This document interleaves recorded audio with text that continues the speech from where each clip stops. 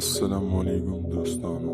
طالبان فرزانه ناز ته ولې غوسه دي او فرزانه ناز څه کړي؟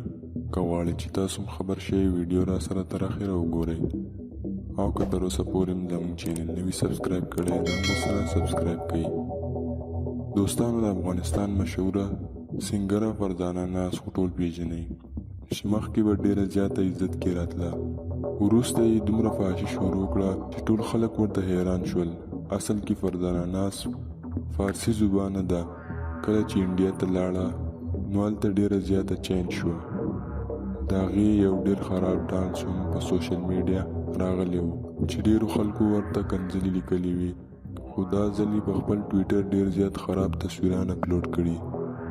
ټول ورته ډېر زیات غوسه دي او خلکو ورته کنځلې لیکلي دي. دوستانو، فرزانه ناز اوس طالبانو نه تښتېدلي او طالبانو بیان وکړو که چېرته فرزانه ناز افغانستان ته راشي موږ یې ژوندی نه پرېږدو، ځکه چې فرزانه ناز د افغانانو نوم شرمولی. طالبانو مشر ملا برادر ویلي کوم خلک چې د افغانستان نوم شرموي سخته نه سخته سزا ورکوو. دوستانو، تاسو د دې ویډیو باره کې څه ویل غواړئ موږ ته په کمنټ کې ضرور ولیکئ. تر بلې ویډیو په لوی الله سپارم.